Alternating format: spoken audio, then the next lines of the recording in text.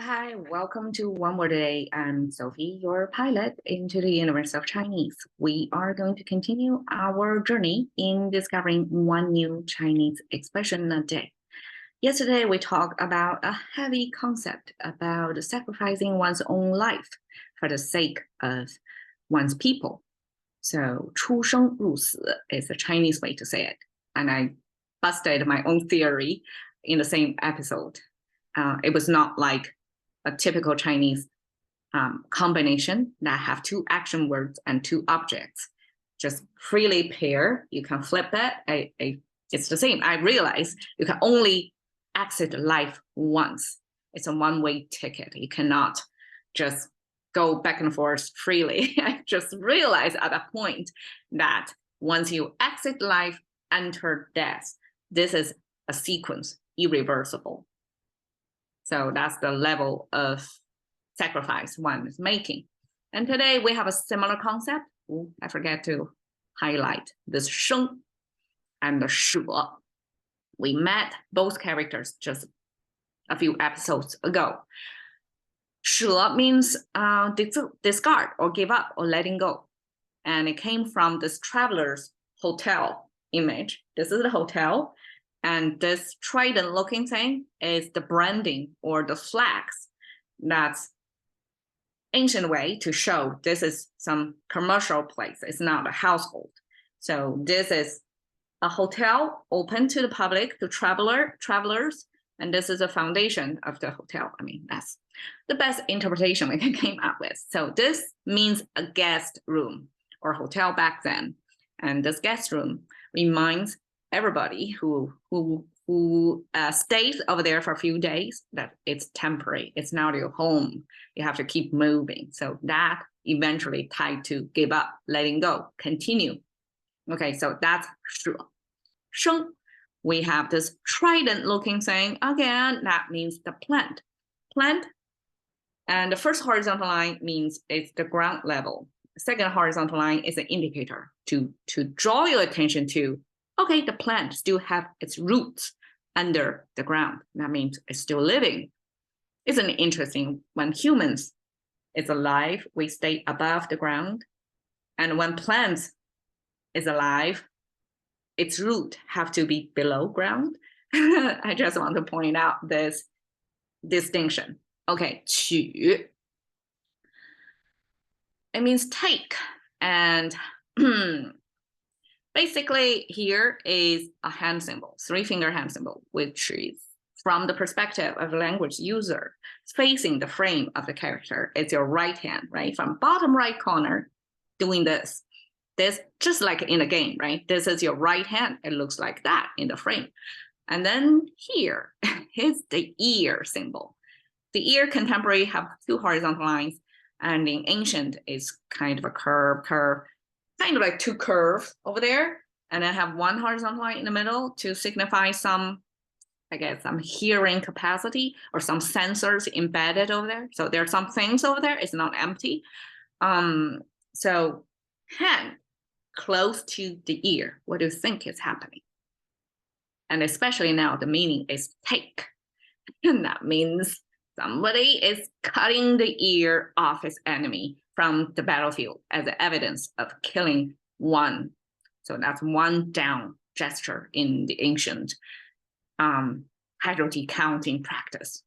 Cut off the ear. I guess instead of carrying the whole skull, which is heavy and taking too much space, ear collecting probably is faster, more efficient. It's even better than the Indians' skull, skull. That's probably takes longer. In a battlefield, this is the most efficient way to show evidence how many enemies you kill. And this ear taking, pretty bloody battlefield casualty counting methodology eventually means take somebody's life, and then take somebody's ear. And that take lives on, even if this bloody image kind of resigned in the past. But this ear taking practice, this take concept stayed. Okay, E, we have the top side is the sheep symbol. I'm never tired. I mean, I'm tireless to show you how, I mean, can you just by looking at it to see a sheep from it? This is the sheep horn. The 3 horizontal lines doing this is the fluffy furs of the sheep. And I guess the horn will end up with the tiny little feet, 1 little feet at the very edge. So it's almost like the fluffy, fat sheep is staying on the tiptoes of that sheep. So almost like this looks like, besides the horns, which is the only weapon that the sheep can defend itself, it looks a harmless, charming animal, right? So sheep back then was used as the sacrifice animal. I guess it was regarded as the best kind of meat for ancient society. Okay, bottom is the concept me or I. And it's made up of 2 weapons. So the right side of here, it's quite complicated. I don't know, like as a Chinese user, I have to learn and repeat many times to almost like a muscle memory without thinking. It's written like that, but it's a type of weapon. So I guess this is kind of a staff of that weapon, and this is the sharp edge of that weapon. Mostly the staff is wood, so it's light and easy to carry, and the edge got to be metal, so it's sharp and easier to kill, right?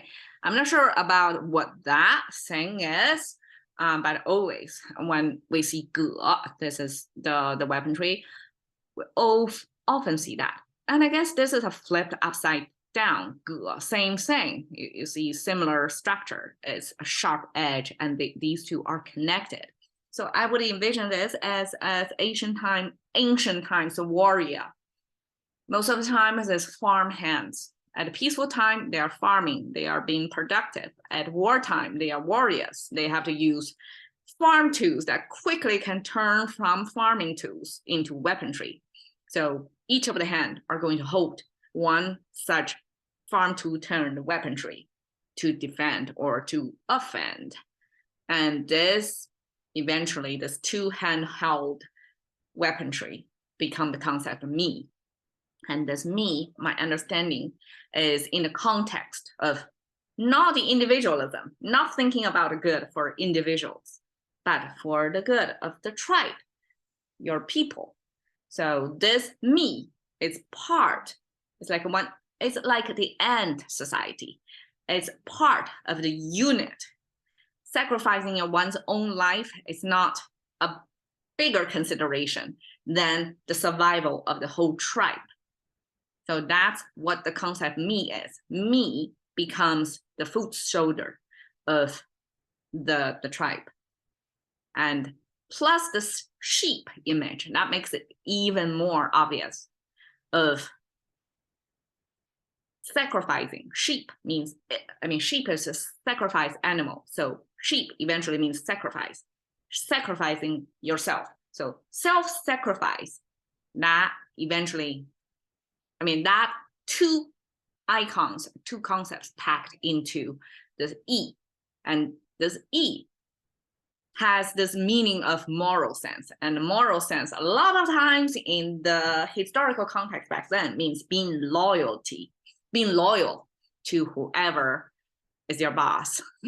Boss doesn't sound like, in today's lingo, probably boss is not a warranty to loyalty that much, right? But ancient times, that boss image would be emperors, kings, or rulers, or whatever, at whatever scale that they run the place. So you as a foot soldier are supposed to be loyal, and that's the highest moral of you. So regardless of your self or family interest, the benefit to the Lord, that's the highest moral, highest form of sacrifice, because the Lord is supposed to rule the whole place, including your family and other people's families. Okay, so that's what 舍身取义, when pieced together, you can kind of have the picture of, okay, now you're rather to departure, to give up, to detach your own life so that you can take this loyalty. So that's a give and take situation. In fact, Chinese do have give and take. We say 取舍 means you're kind of bargaining or evaluating or battling within yourself to do this calculation of whether you should take it or like in exchange for whatever you're going to give, if it's worth it. So that's 取舍. It means this evaluation. But here the 取舍 is already fill out the blank. So here is another pairing that's fixed. You cannot say 舍义取生. I mean, I'm sure that's the kind of people's choice at times, right? When it calls for sacrifice of your own life, but some people try to stay, to still keep their own life by selling on their own country, or, you know, basically they are labeled as traitor. So I'm sure 舍义取生 exists, but it doesn't preserve into our fixed 4-character formulated set phrase, because culturally 舍身取义 probably is a harder thing to do, but considered the right thing to do. And here language preserve that formula to show this is what's encouraged, or even this is what's expected. So because you learn this in this language, you kind of program to think this is the norm, but in reality, probably this is not. This is a superhuman act to give up your own life, because our first instinct is to survive, right? To keep our own life. But here is to teach you to counter that, your survival instinct, to say, give up your life for the sake of being loyal to your Lord or ruler, whoever you were supposed to be loyal to. Okay, so this is just a long-winded way a Chinese way to call people to sacrifice. And life sacrificing probably is the biggest sacrifice one can give, because there's nothing more expensive than one's own life. And one's own life is not only about what's before you, but what's behind you as well, right? So when one give up one's own life, it means it give up all the possibilities of what could have been. And that's the hugest, to me, understanding, huge sacrifice one can give. And I use this gray color sculpture of a soldier. That's, you can see it's in this battlefield phase, probably risking his life, is feeling, I mean, in face of danger in a war zone. And this is the kind of phase he takes. And that's the kind of 舍身取义. Okay, we have a little bit more time. I want to tell you the original story. At least that's the folklore of how this phrase was originated, the story. Okay, so 2 lords are at battle. One killed the other one. So A killed B. Lord A killed Lord B. Lord B's loyal servant or warrior vowed to revenge. So this guy tried 2 times, maybe several years apart. The first time tried by pretending to be a painter of the toilet, because otherwise he cannot access the Lord A, right? It's private property or something, like it's heavily guarded. So he has to pretend to be some manual worker to get inside to paint the wall. But his killing energy was so strong that I believe it's the dog of the Lord A gave the warning, started barking, and the Lord knows somebody's here to kill him, and then capture him, kind of punish him or whatever, did some nasty things to revenge on the revenger. So years later, that revenger still preparing, scheming the second round, because now he exposed his face. He can no longer show himself, cannot even pass for the toilet painter anymore. So he has to transform himself physically to look different, sound different. Then the second try is, I think the Lord A was trying to cross a bridge, and he was staying below the bridge, trying to jump to surprise attack, to ambush. But the horse this time of the Lord A detected this killer energy before the Lord even right up there. And then the Lord, as if he knows, he kind of call this revenger, this loyal servant or somebody. They said, okay, we all know that you're so loyal to Lord B. I will honor you that. So I will give, but last time I let you go because I respect your being loyal. But this time I'm not going to let you go, but I respect your being loyal. So with that, the revenger, the killer, requested the Lord A to take off his gown, because gown is probably a symbol for that, the Lord, the person. So take off the gown, give him, he makes 3 stabs at the gown as if kill the Lord A. At least that's his intention. That's what he's, all these years he's been scheming to do. He failed at the task, but he was, the best he could do is stab on the gown of Lord A, and then he killed himself. And that's the end of his 舍身取义. Like he would not give up trying to kill Lord A, but twice he failed and he exposed, and probably he got weaker and older, right? So he lost his chance basically, but he refused to live on.